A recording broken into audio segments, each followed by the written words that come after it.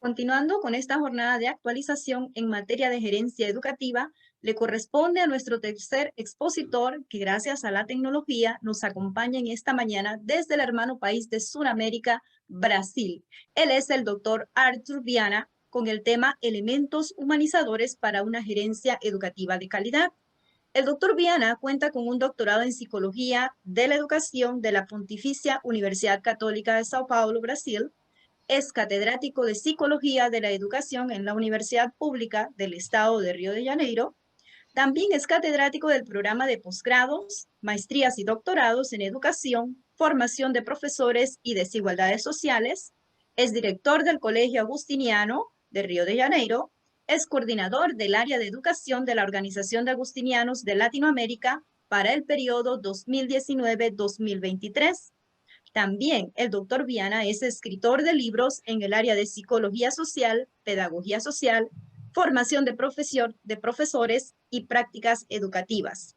Le damos así la más cordial bienvenida desde Brasil al doctor Arturo Viana Ferreira con el tema Elementos humanizadores para una gerencia educativa de calidad. Bienvenido, doctor. Gracias por la recepción. Escuchando lo que está diciendo de mi persona, yo quiero conocer a mí mismo, ¿no? Pero gracias por estar con ustedes, gracias por tener paciencia de escucharme en este portuñol, pero voy a intentar hablarlo, ¿no? Bueno, me quedo encantado por la invitación y por la oportunidad de escuchar tantos amigos catedráticos, maestros, doctores de Costa Rica, de Panamá y tantos otros espacios, ¿no? Bueno, para que no se pierdan en lo que estoy hablando y la idea, la línea de raciocinio que quiero traer por esta mañana, yo he organizado un PowerPoint que voy a compartir con ustedes. Creo que logro hacerlo. No sé, ahora ustedes pueden ver el material, por favor. ¿Sí? Sí, Bueno, doctor. sí. Bueno, entonces la idea que quiero intercambiar con ustedes es la cuestión de los elementos humanizadores para trabajarmos una gerencia educativa de calidad, ¿no? Yo hablo, y es una cosa importante, creo que en mi país siempre hablar de dónde nosotros estamos, ¿no? Entonces, yo estoy en este país de habla portuguesa y bueno, con todo aquello que ya fue dicho, ¿no? Para ustedes, ¿no? Con respecto a mis trabajos y también del sitio donde también puedo ayudar a otros maestros, profesores que están también haciendo sus maestrías, doctorados en la área de la educación, principalmente en la Universidad Pública de Río de Janeiro, en que nosotros estamos preocupados muchos con la cuestión de los procesos formativos y las desigualdades sociales, porque es una característica larga de nuestro país, ¿no? Y para esta mañana con ustedes, que tenemos un tiempo muy corto para hablar, ¿no? Muy chico, quería hablar de 3 puntos importantes que para nosotros, o nosotros estamos haciendo aquí desde la gestión, pero también desde nuestra posición como maestros en este tiempo que vivimos, que es un tiempo atípico, ¿no? Que es la pandemia de COVID-19.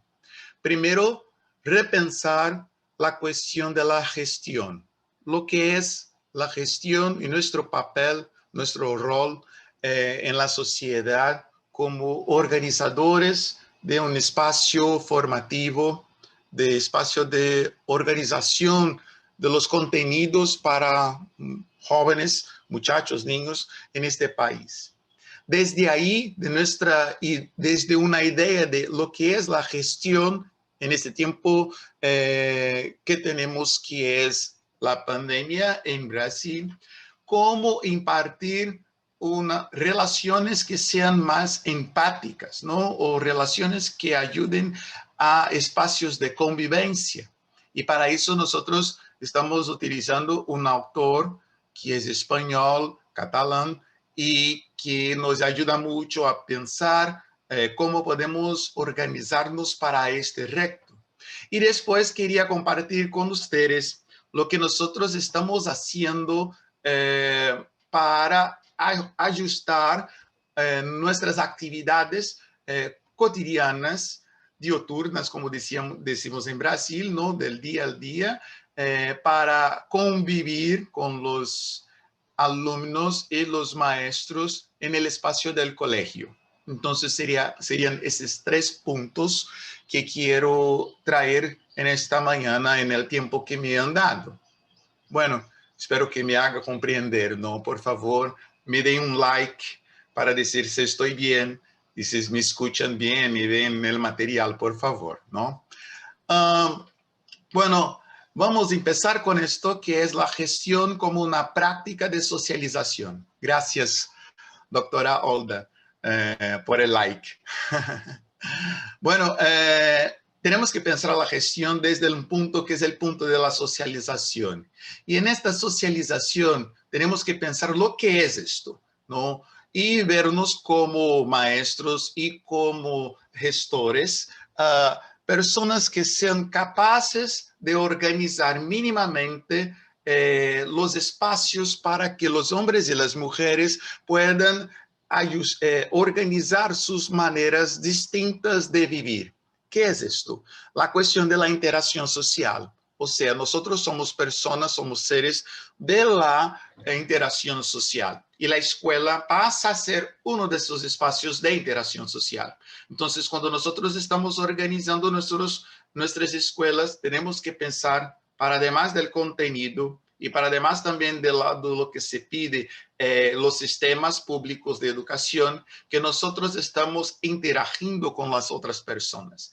Y estar con el otro significa una modificación de comportamientos, pensamientos y relaciones, ¿no? Entonces, las instituciones sociales son espacios de experiencia donde los hombres pueden de alguna manera satisfacer sus necesidades. Y son necesidades que pasan al principio por necesidades personales, afectivas, también necesidades cognitivas. Entonces, la escuela debe ser pensada por un gestor como el espacio de experiencia y de satisfacción de las necesidades afectivas de las personas, de ser persona, de estar con el otro, y utilizándose de los procesos cognitivos que son dados por los contenidos, como matemáticas, ciencias, cuestiones sociales, la tecnología, ¿no? Las habilidades, las competencias. Esto hace parte de nuestra gerencia. Entonces, como gestores, organizamos estas instituciones.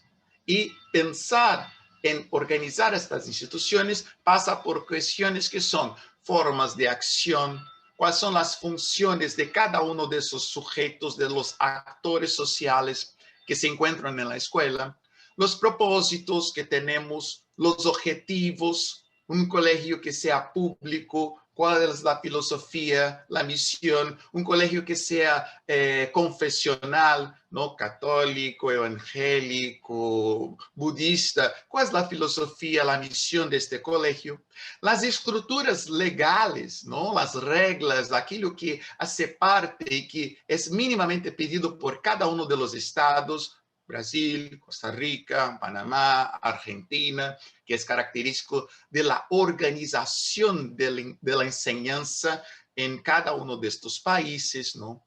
Y las relaciones humanas que se dan en espacios físicos concretos, ¿no? Muchas veces tenemos la escuela ideal que está en nuestra cabeza, pero lo que tenemos son los espacios físicos concretos. Entonces, lo tengo este espacio. ¿Cómo puedo organizar relaciones, establecer relaciones saludables de manera cognitiva y afectiva con estas personas en estos espacios? Entonces, esta es una pregunta que podríamos empezar a hacer, ¿no? En este proceso. Perdón. Ya me he adelantado aquí.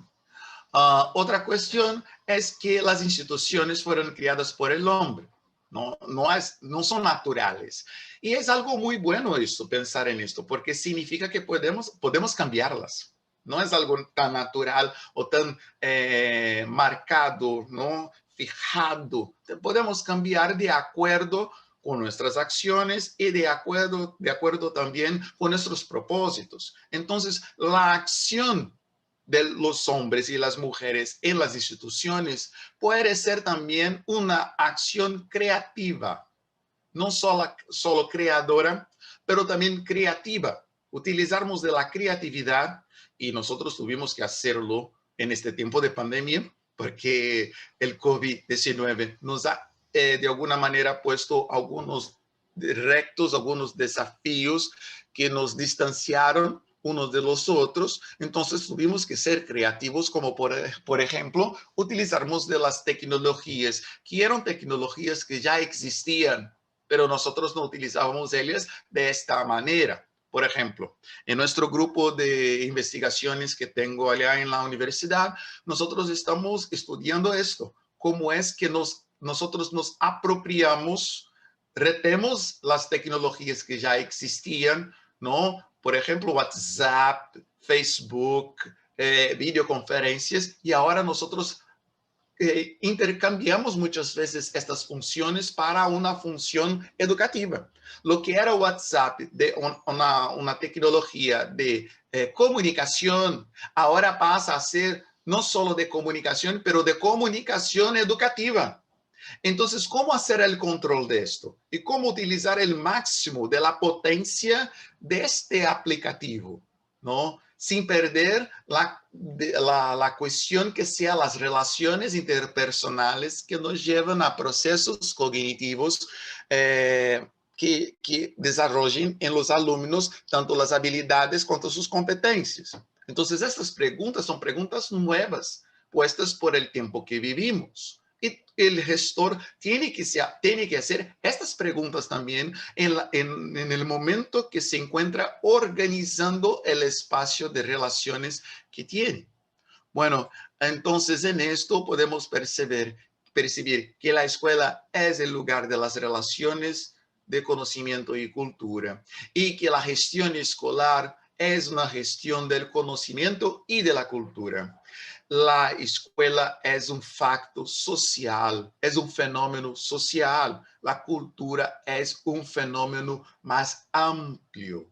Entonces, estamos juntos, pero tenemos que percibir que como un facto social, la escuela pasa por cambios constantes. Y ahí debemos nos preguntar de quién es esta responsabilidad de los cambios, cómo nosotros vamos nos organizando para que los conocimientos no sean solamente la concentración de los conocimientos, mas también la manera que puedo motivar los alumnos a vivir esos conocimientos que son organizados por la escuela, y cómo cada una de las culturas de los grupos sociales que componen estas escuelas puedan también llegar a un conocimiento que sea común, ¿no? Que sea hasta negociado dentro de sus límites, ¿no? Para que se pueda aprender lo que es necesario para vivirmos como sociedad en este mundo, con conocimientos que sean comunes a todos y que ayuden en el desarrollo del ser humano, y pensando que el desarrollo del ser humano de uno mismo también puede ser el desarrollo de su grupo social y consecuentemente el desarrollo también de la sociedad como un todo, ¿no? Del país y de la cultura. Bueno, nosotros tenemos algunos autores que hablan de la gestión y me gustaría traer una de ellas, que es Eloisa Luque. Y Eloisa Luque habla de cuestiones muy importantes cuando habla de la gestión pensada desde la organización del conocimiento escolar y su relación con las relaciones sociales existentes en la escuela.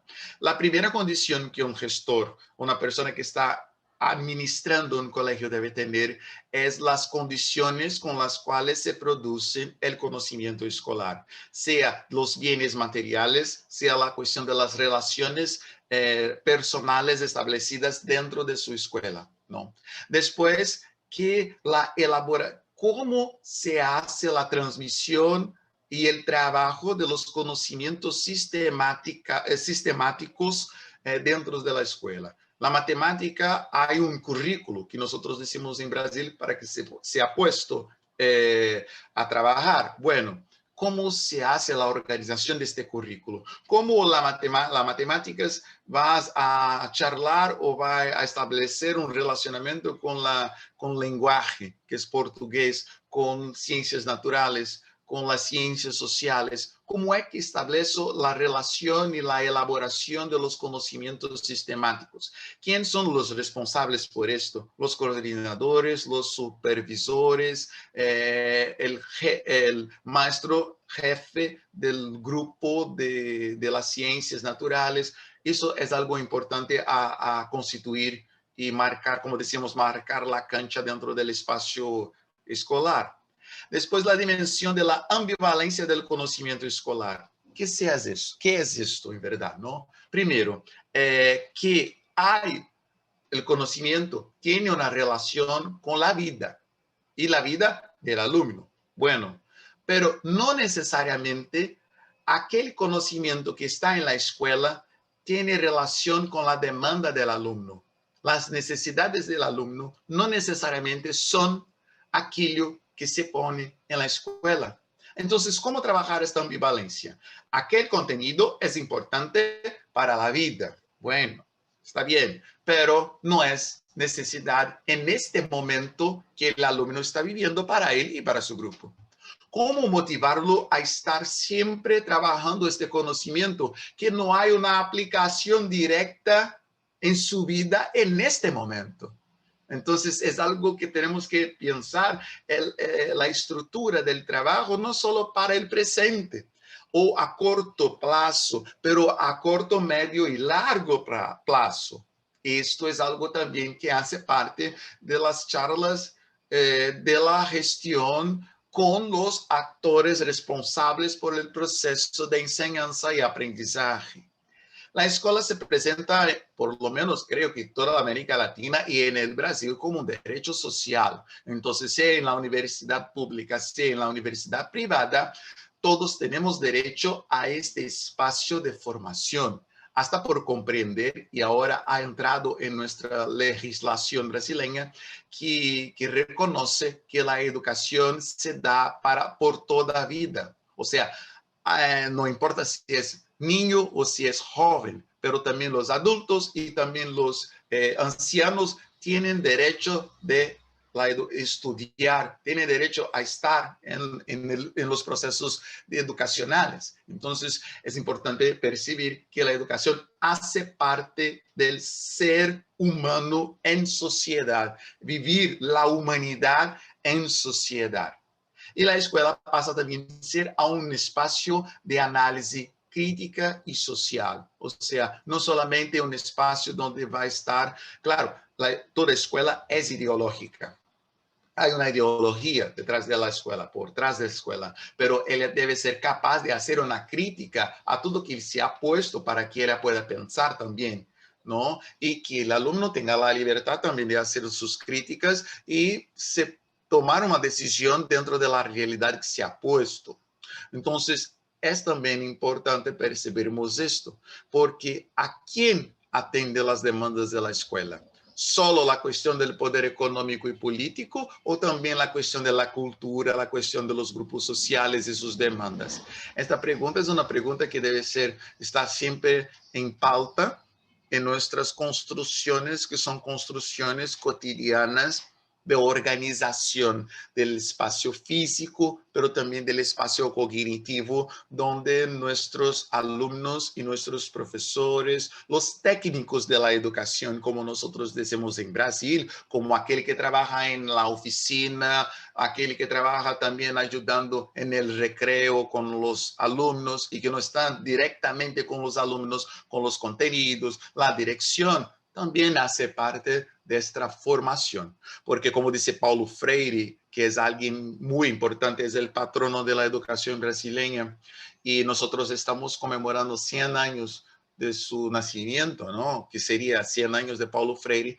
Él dice que todos los sujetos, los actores que están en la escuela, desde aquella persona que abre el portón, que abre el espacio para los niños entrarem, hasta el director, son educadores, son personas responsables por la educación.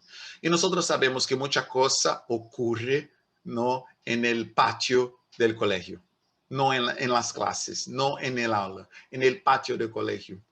Muchos asuntos, muchos temas pasan en la puerta del colegio. Cuando estamos hablando con los padres de familia, cuando estamos hablando con los niños que están esperando a sus padres de familia, muchas cosas pasan allá que no pasan dentro del colegio, en el interior del colegio. Y eso también hace parte del proceso educativo que nosotros también tenemos que de alguna manera tener en cuenta cuando organizamos la gestión de los espacios escolares.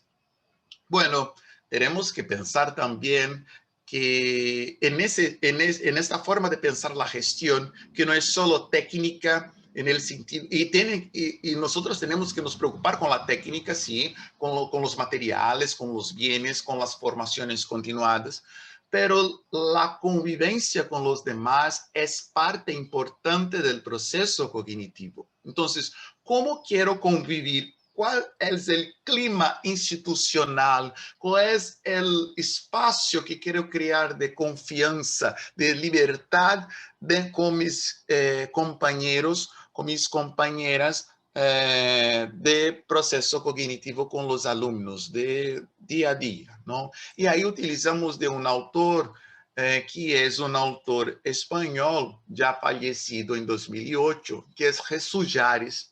Ele tem um livro, muitos livros, pero há um livro que nós utilizamos muito, ou estamos estudando muito aqui em Brasil, em meu grupo de investigação, que é a Pedagogía de la Convivencia. El nombre del libro es este, ¿no? Pedagogía de la Convivencia.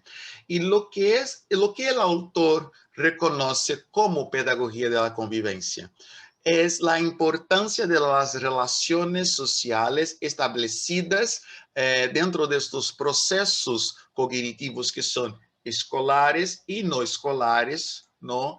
Y que se ofrece como un conjunto de acciones básicas basadas en los derechos humanos y las relaciones para la paz o para la organización de un espacio tolerante, armónico, donde los distintos o los puntos de vivencia distinta puedan coexistir y puedan de alguna manera, de una manera más creativa, aprender uno con el otro. Entonces, la pedagogía de la convivencia no es solo estar con el alumno, estar con el gestor, estar con el padre de familia, pero motivar y promover la existencia de una relación que pueda ser pensada desde los derechos humanos y en búsqueda constante de una cultura de la paz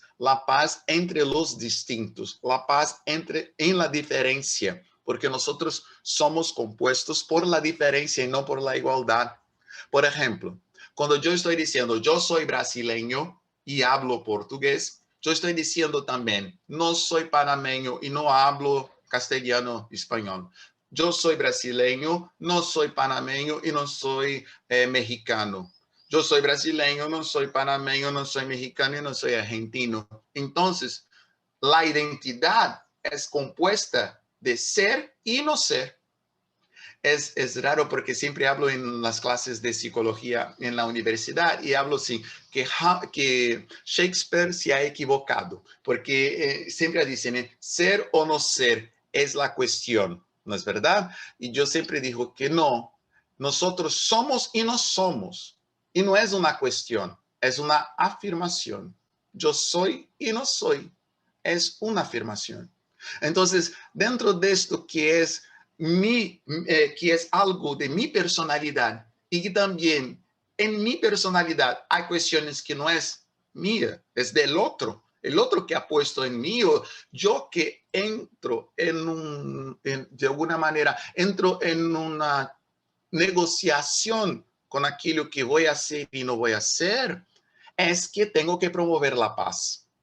Nosotros, yo estoy diciendo desde Brasil, ¿ya? Nosotros siempre pensamos que la paz sería todos nosotros vamos a pensar igual y hacer cuestiones iguales y utilizar ropas de mismo color. No, paz no es esto. No, esto es uniformidad. Eso no es unidad. Unidad es constituirmos cosas distintas en el mismo espacio, intercambiando lo que tenemos de mejor. Uniformidad de todos con la misma ropa de mismo color, con el mismo pensamiento, hablando de la misma manera. No, eso no es marca identitaria. Entonces, a la cultura por la paz es algo que va a buscar estas dimensiones, que son dimensiones humanizadoras, porque como seres humanos nosotros somos y no somos al mismo tiempo, y no hay problema en esto. Y ahí la pregunta se hace, con un colegio como que yo soy director en Brasil, con 820 alumnos, yo estoy hablando de 820 personas distintas que son y no son al mismo tiempo. ¿Cómo voy a hacer la gestión de esto todo, de estas relaciones? Entonces la pregunta es, ¿cómo voy a convivir con estos? Y sabiendo que de cada un alumno hay una familia con 3, 4 personas. Entonces, la gestión de estas relaciones y de estas distinciones debe ser pautadas en algo, basadas en algo. Entonces, la pedagogía de la convivencia puede traer por lo menos los derechos humanos y la búsqueda de la vivencia de la paz como una forma de humanización de este espacio donde ocurren los procesos cognitivos, ¿no? Es una manera o una oportunidad de hacerlo, ¿no? Bueno, en el libro de Harris, né, de Jesús Harris, y en el libro que yo escribí en 2018, yo intento hacer, basado en Harris, yo intento hacer por lo menos algunos esquemas que podíamos mirar para ver si estamos realmente conviviendo de una manera basada en los derechos humanos. Entonces, por ejemplo, en el libro de 2018, yo reorganizo lo que Harris está diciendo en 2002, que habla de los elementos que constituyen la convivencia. Y estos elementos están plasmados ahí en este cuadro que ha puesto en portugués porque era más fácil porque ya estaba listo, perdóname, pero son elementos que son elementos importantes para pensar en el colegio. Se logró por lo menos mantener estos elementos que son parte de la vivencia del ser humano como algo concreto y existente dentro de la realidad brasileña que me encuentro. Mira, yo estoy hablando de Brasil y estoy hablando de un estado en Brasil. Brasil tiene 27 estados. Nosotros tenemos el tamaño del continente. Entonces, la realidad de Río de Janeiro no es la misma de la realidad de Ceará. No es la misma realidad de Minas Gerais y tampoco la realidad del Río Grande del Sur, que está junto con Uruguay. Entonces, cada una de estas realidades pide una manera distinta de vivir la misma convivencia, pero los conceptos son conceptos que son comunes.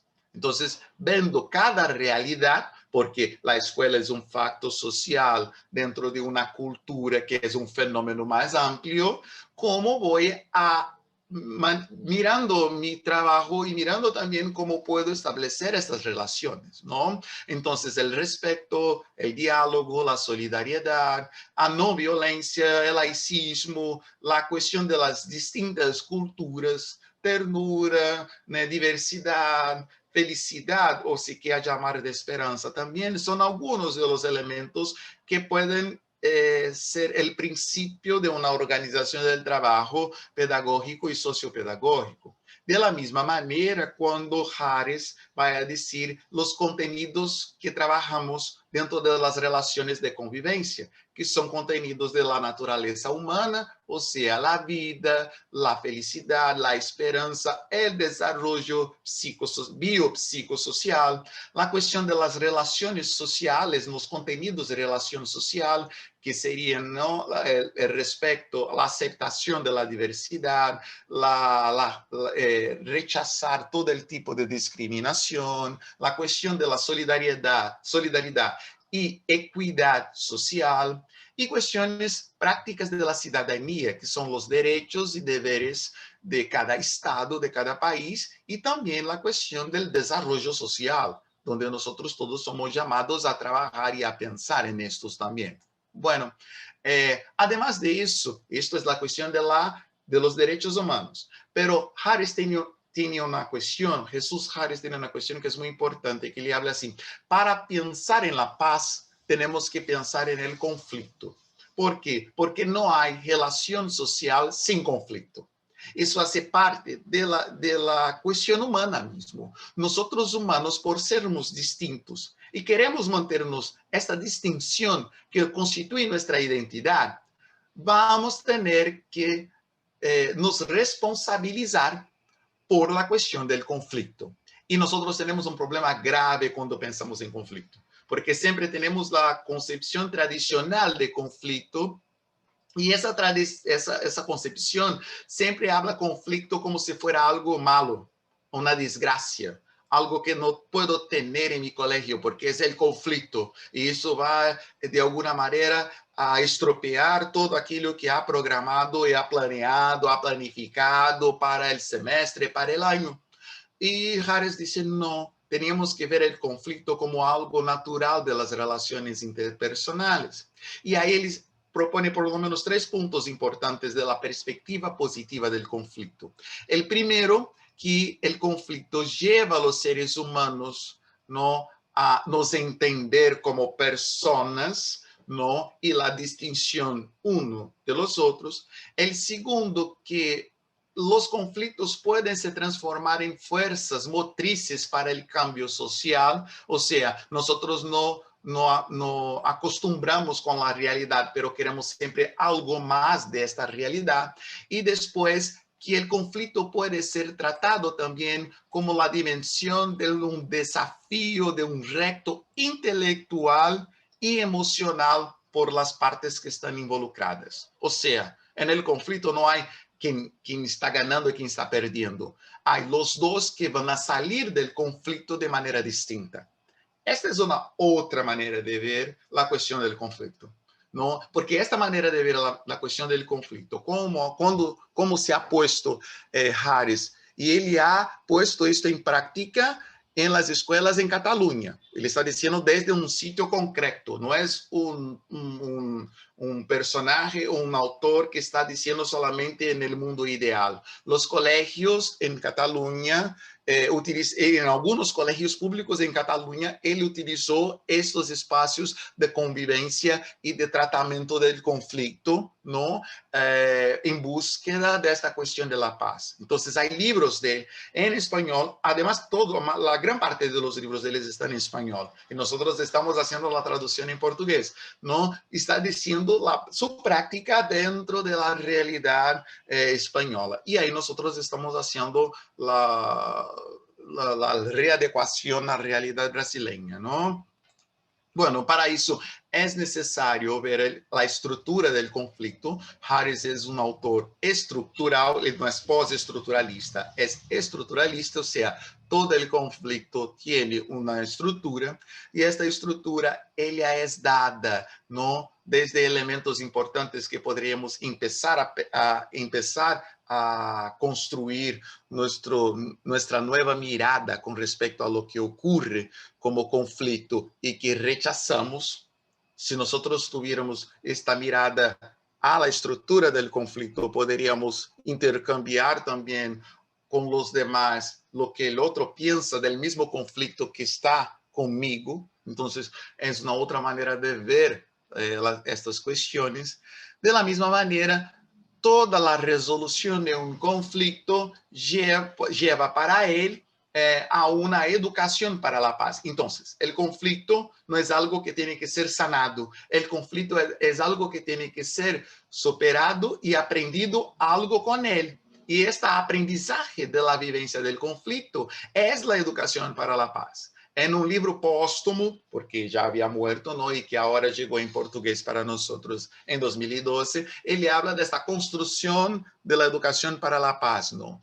Y esta educación para construcción para la paz, que ya es la resolución o es el fin del aprendizaje vivida en el conflicto, va a traer 4 puntos importantes de la vivencia en una escuela, en un espacio no escolar, en las relaciones sociales establecidas desde un proceso cognitivo que nosotros somos llamados a sermos gestores en este siglo XXI. Primero, nosotros, después de vivir un conflicto, buscamos lo que sería la paz positiva. Y esta paz positiva sería la capacidad de promovermos las luchas por valores que sean valores importantes para los seres humanos, para que los seres humanos puedan vivir sus derechos y deberes en una sociedad democrática.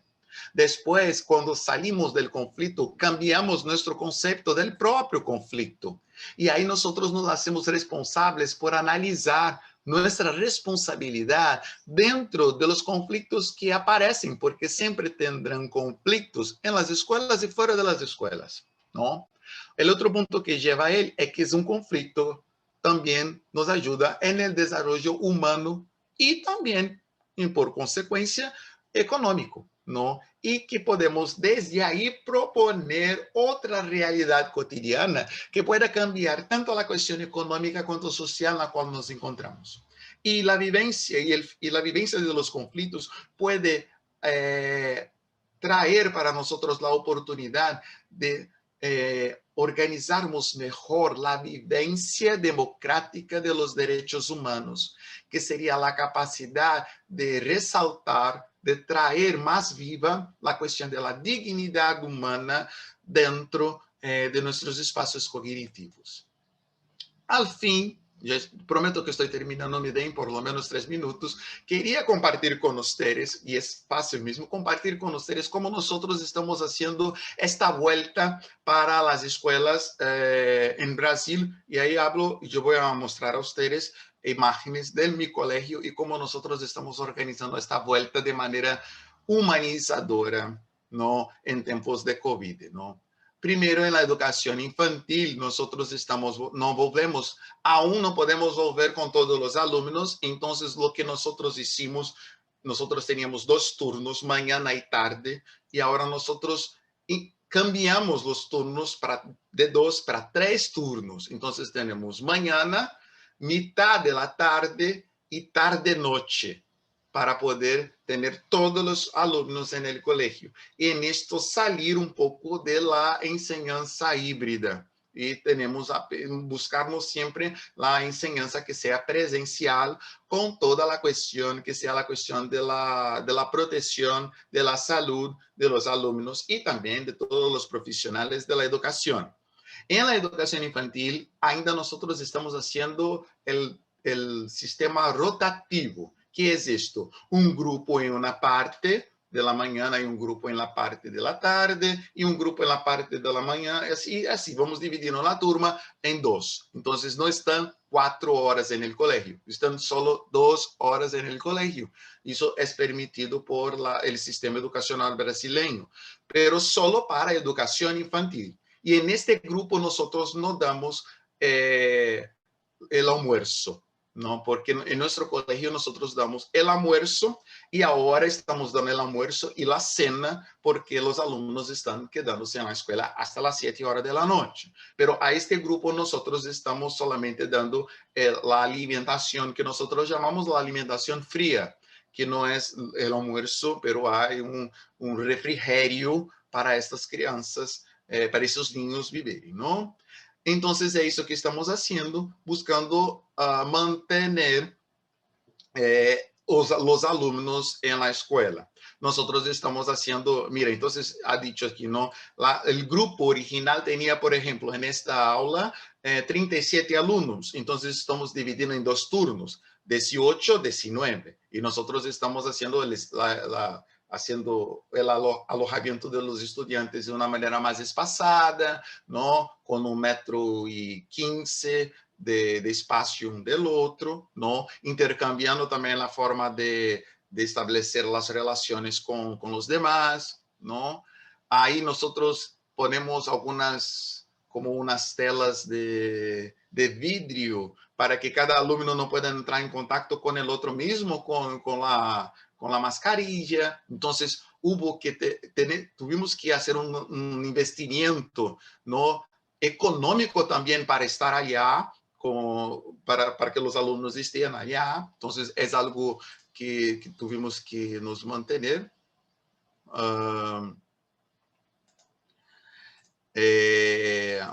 Otro material también. Entonces, vamos a constituyendo. Había una pregunta, ya quiero responder, ¿cómo nosotros hacemos la distribución de los maestros en esta jornada extendida? Bueno, entonces nosotros siempre tuvimos en nuestras clases 2 maestros, ¿no? Había el maestro y había el ayudante del maestro. Entonces tenemos el profesor en una clase y nosotros ponemos el que estaba con él en la otra jornada, en otro momento. Entonces fue también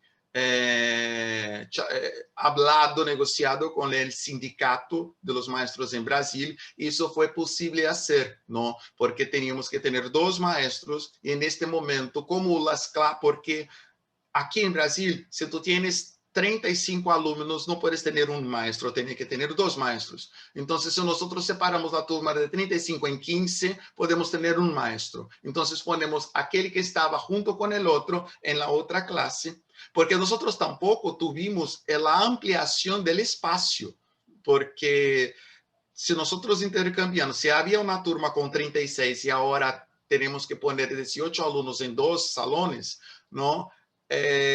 También tenemos esta dificultad, que es la multiplicación de los espacios. Si tenemos 3 turnos, ¿no? Entonces, los alumnos también pueden ser intercambiados. Hay alumnos que estaban en la tarde que pasaron para estudiar tarde-noche. Claro que esto fue negociado con los padres de familia, porque muchos han se quedado molestos con esto. Pero nosotros decimos que es un momento que estamos viviendo y dejamos ellos libres también para decir, mira, si ustedes no quieren, entonces sus niños se quedan en casa con la enseñanza remota. Entonces, estás libres para elegir o tarde y noche o esté allá en su casa y nosotros vamos a pasar el material para que ustedes puedan tener asistencia del colegio desde su casa. Mire, todos quisieron estar tarde y noche, porque no logran más estar en casa. Entonces es algo importante. Yo estoy terminando. Esta es la rutina de salida y entrada del colegio con el espaciamiento todo que tenemos, ¿no? El patio de recreo, porque el recreo intercambia, los alumnos no pueden se quedar juntos, pueden quedarse jugando separados. Esto es algo importante en el trabajo. Hay una cuestión que nosotros estamos llamando de transmisión simultánea, porque hay uno u otro alumno que está enfermo o se queda enfermo con COVID y no puede ir a la escuela. Entonces nosotros seguimos de alguna manera transmitiendo las clases, pero las clases, él participa de su casa cuando está enfermo, pero el profesor está con los otros alumnos hasta que él se restablezca para que se pueda volver al colegio. Entonces hay esta preocupación también de la transmisión simultánea para aquellos que no pueden estar en el colegio. Bueno, otras distribuciones simultáneas, clases, para que ustedes vean. Nosotros utilizamos otros espacios que no eran de la escuela y transformamos estos salones en salones también para estar con los alumnos. Hubo una modificación también en el área de la computación para que podamos estar todos allá. Y yo quería mostrar esto. Nosotros transformamos la cancha en refectorio. Entonces, para que ellos pudieran estar allá, el espacio más grande, más largo, con más ventilación, nosotros transformamos lo que era la cancha en espacio para comedor. Entonces, habiendo turnos, nosotros ya distribuimos la comida puesta y ellos van a la cancha para comer y después vuelven de nuevo a sus clases, ¿no? Entonces, maneras que nosotros logramos, mismo con poca plata, con poco dinero, para estar junto con ellos, ¿no? La salida con los padres comprendieron muy bien el distanciamiento que nosotros tenemos que tener para salir y entrar en el colegio, ¿no? El recreo, y seguimos haciendo nuestros trabajos también online, ¿no? Aquello que hacíamos, seguimos haciendo como planificación de estrategia, llamando a ellos a participar en los padres de familia, los clubes de familia siguen ocurriendo, pero a distancia. Entonces es algo importante de nuestro trabajo. Entonces es esto, tenemos que tener primero la cuestión de que organizamos como dirección este espacio de relaciones interpersonales, entender la convivencia como un vehículo importante para que esto pueda ocurrir, y el tiempo de COVID va a pedir de nosotros una nueva organización. No hay como pensar que vamos a estar en un nuevo normal. No hay nuevo regular. Tenemos que crear cosas nuevas. Tenemos que ser gestores nuevos dentro de la realidad que se pone. Si tengo para dar de comer a los alumnos la cancha, voy a tener que organizar esto. Y organizar esto de una manera digna para que ellos puedan tener tanto la educación como la alimentación de una manera a atender a sus demandas también, que no son solo cognitivas, pero también son demandas sociales e demandas emocionais também. É isto. Muito obrigado a todos por la paciência. Muchas gracias, doctor Viana. En este momento, pues tenemos otra pregunta en el chat. Dice así, doctor Viana, si nos puede colaborar. ¿Cómo desarrollar o gestar el elemento humanizador y socializador con estudiantes cohibidos detrás de una cámara en lo que es la educación virtual? Como a pergunta que escutei é como fazer a convivência com pantallas. Porque la verdad es esto, porque pensamos en la convivencia con las personas allá, interagiendo, mismo que sea con distancia de 1 metro, pero están allá todos en el mismo sitio. ¿Cómo hacer la convivencia en este espacio como nosotros estamos haciendo aquí, de pantallas chiquitas, y que nosotros no tenemos el contacto físico con las personas, pero no solo de abrazo, pero también de estar con el cuerpo del otro, ¿no? Buena pregunta. Y ahí nosotros tenemos que utilizar de la creatividad. ¿Cómo es que podemos utilizar las redes sociales o las tecnologías digitales, que aquí nosotros decimos que son tecnologías digitales de información y comunicación, TICs, ¿no? Para que esto pueda ser más próximo, ¿no? Entonces, establecer un diálogo continuo, establecer canales que sean canales en que yo me importo con el otro, saber dar espacio para que el otro pueda decir lo que está sintiendo. Muchas veces así, mira, ¿cómo estás sintiéndose? ¿Está bien? ¿Está malo? ¿Está cansado? ¿Por qué este cansancio? O sea, la cuestión de la empatía, a formas de nosotros querermos el otro, ¿no? Entonces, la búsqueda por la empatía, de se poner en el espacio del otro. Mira, es muy cansativo. Una cosa es dar clases, por ejemplo, en la universidad, clases de 3 horas presenciales. Una persona no aguanta estar 2 horas mirando una pantalla. ¿Por qué yo voy a mantener el momento de 3 horas si puedo? Si no hay cómo, ele no va a rendir el mismo. Entonces, 2 horas en la pantalla y otro material que va a poder hacer en otro momento, sea un video, sea un texto, sea algo que él pueda, no en aquel momento, pero tienes que tener una pausa, porque humanamente es imposible, y después él retoma este material en un momento que esté a más de espacio, más tranquilo. Entonces, esta sensibilidad hace pedido cada vez más para gestores y maestros la sensibilidad de ser humano. Lo que pesa para ti, pesa para el otro. Tanto para mí, yo estoy desgastado en cuanto maestro, sí, pero otro también está desgastado como alumno. Entonces, ¿por qué mantener el mismo ritmo del presencial en el virtual? No es posible.